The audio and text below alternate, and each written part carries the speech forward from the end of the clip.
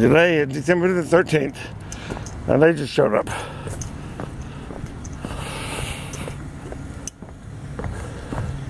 you doing today, sir? Hey, Officer Green. Grier. Green. Grier.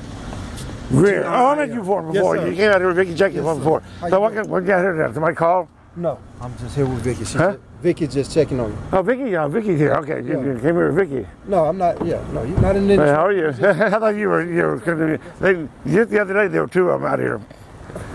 Did you call?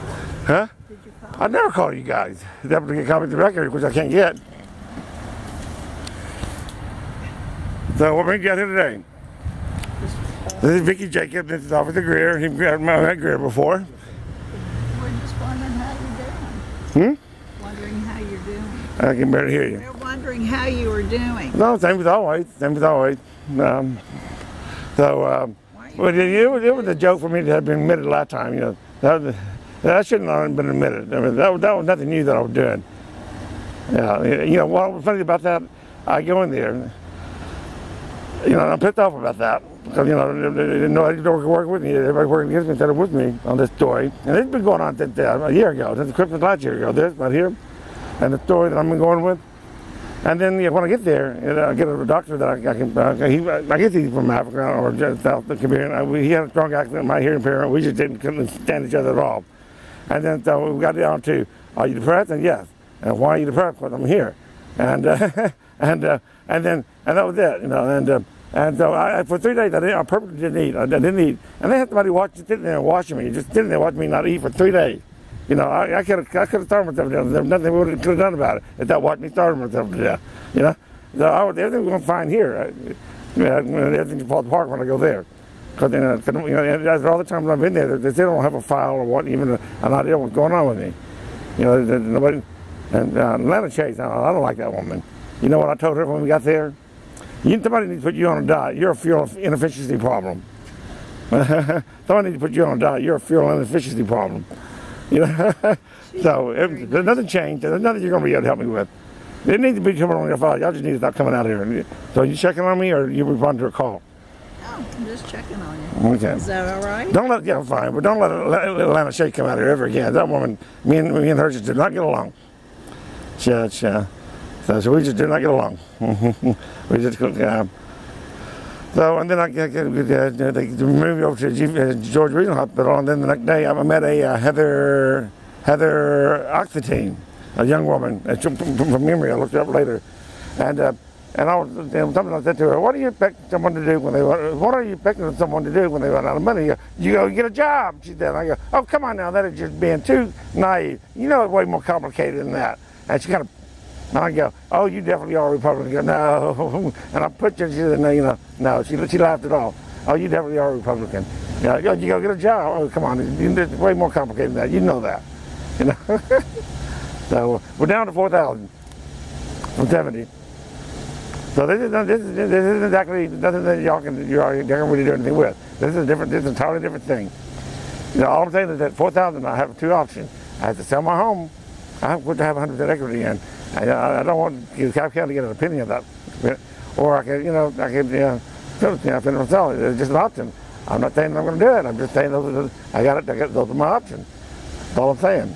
That's a dramatic. Please accept my sincere condolences on your loss of a very Merry Christmas and a Happy New Year. Go make America great again. What I'm saying out there too is that easy for a camel to pass the eye of a needle and for a wealthy man to enter the kingdom of heaven. I got to playing around with that the other day, and I thought, well, what if he has a wife? The fatter she gets, the less likely he will, huh?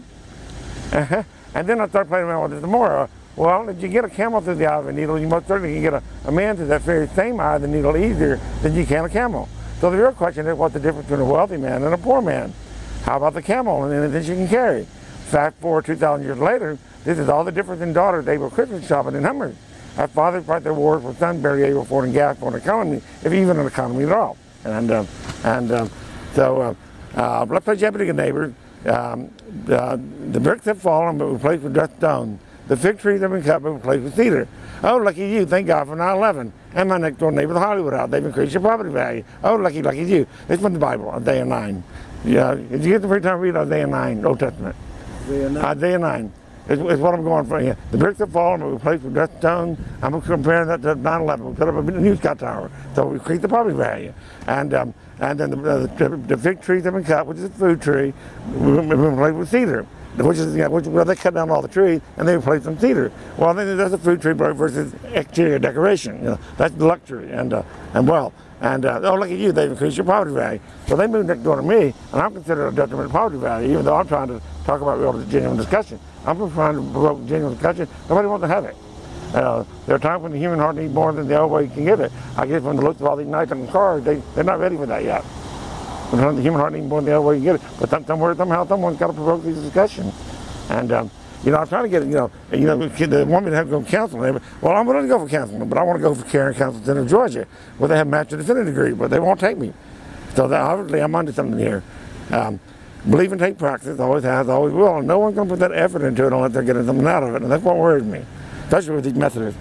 That's what worries me. I was raised Methodist, so I believe I should. And Emory just provided, the Emory police just came by here about a week ago, and they served me with a letter of criminal trespass warning, not just for Glen Memorial, but for all of the Emory campus and any affiliated properties like Midtown Hospital. I'm not allowed on any unit, all because of what happened in Glen Memorial. I went to the Sunday evening service gathering, which was very informal, but the Sunday evening service at 5 o'clock, very informal. And I filmed Reverend Doctor, that pisses me off. That's a trigger right there. Reverend Doctor. I mean, they're not Reverend, they're not doctors at all either. She did communion. I filmed her doing communion. Then afterwards, I approached her and I said, I'm holding you responsible for the behavior of your congregation. Oh, you're responsible for the consequences of your own action. She said, and she began walking away from me. Caused me to have to raise my voice. But you just did communion. Up next, we have retirement. She has a home in St. Simon Island that she planned on retiring to, and it got flooded during the Irma, and so she's got a. Apparently the retirement plan, the treasures in heaven that they sell the congregation, they don't buy into the same plan. The pastors don't buy into the same plan. They have a different plan. They got the retirement homes here elsewhere. She's not even going to be a neighbor here. So she called the next called the police, and they issued me the criminal trespass warning. Which is actually kind of funny because she looks like she's not married. She doesn't have a partner. She never, I asked her point blank, you ever dated? You want to? Are you asexual? And she claimed to be serving the service of Jesus. Her parents were pastors too. And but she looked like a dyke, she smelled like a dyke, she tastes like a dyke, far as she is a dyke. She's a lesbian. Okay? So I've taken her on as my common law wife, trying to make a point. She can be positive theology, nothing but the killing the negative thoughts. I'll be negative theology, making up a different word. She falls short. So she's my common law wife. So even that's fine. And digitally connected to the global day and age, I can follow her everywhere all around the planet. Their neighborhood I want to believe I live in, it's in halfway around the world in all four directions to the same point in the ocean. You can't get a bigger neighborhood than that. And someone who practices thinking like that is going to think differently than somebody who considers Mason to be their neighborhood, Decatur, DeKalb, and so forth. So you're going to think differently, behave differently. I'm determined to either break her, die trying. Break them or die trying. I don't want to just talk about these things, just talk. And then, this is what I needed is a non-criminal fact-finding here in justice. All you do is just allow somebody to say what they want to say to you. You listen. And you listen to one, you can read it back to them. And then you part and let your conscience be your guide. A non-criminal fact-finding here in justice. My public defender said to me, this thing you're wanting, a non-criminal fact-finding here in justice, there's no mechanism for that. I go, well, then that's a problem then, isn't it? That's a problem then. I no longer consider a single inmate in the DeKalb County Jail totally responsible for the crime. No way. We can't just let them go. But we got to have the right talk on the outside going on at the same time. Otherwise, it's all manipulation and deception.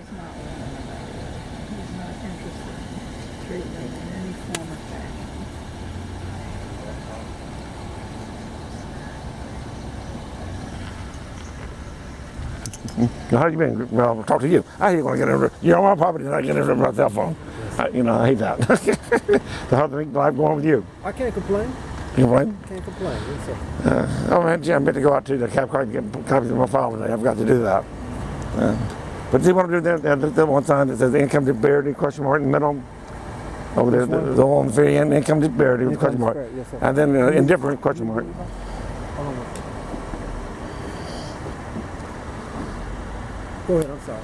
Okay, and different question mark. And then it got Simply Jim. And then below that I got, if you look at that's Simply Jim. I'm Simply Jim. You're Simply So you got Simply Jimmy or Simply Jim. Okay.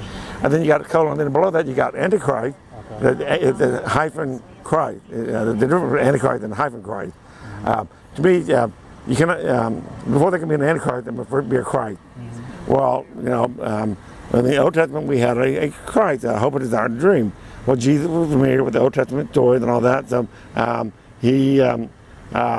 so I think he was actually trying to set himself up as the watchman, using Ezekiel 33, and I don't think he was really claiming what God. I think he was just taking advantage of those stories one had to be first to the Jews and the Gentiles, because he was Jewish and he had Jewish story. Anyway. You can't believe you can't be an Antichrist until you first believe in Christ. Well, I was raised Methodist. But later I started thinking on my own. I'm an Antichrist now. That just means another word for atheist. Okay. Okay. You know, I don't believe in Christ. I no longer. But I believe that Jesus, the man named Jesus, and his intentions were selfless. I'm going to go with that much. And then I'm. You got a call? You gotta go. How about that, James? Gotta go. Nice All right. Nice to see you again. Okay. Well, good thing you're here. Let's have somebody out here to repeat for change. Okay. Did you take any medicine through any of that? Medicine? No, I refuse to take any. I refuse to take any. I refuse. Why? Here I am, crystal meth addict, and all they want to do is put me on another drug there. It's ridiculous. I have perfect good reason for being the way they am, and I'm not going to take happy drugs just so they can have a good time. Okay. All right. All right. I can take it, Scott. It was just the kind of crazy mobile checkup. Oh, that's good. Huh? That's good. Yeah, the Grier's been out here before. All right, have a good day. I'll see you just sit there. By the way, if you're not too big a hurricane, can you come see my Christmas tree real quick? If you're not too big a hurricane, you want to come take a look at my Christmas tree? Is it inside? And then right inside the door, just outside the door. Okay. I'll show you my Christmas tree. You too, Grier, Officer Grier.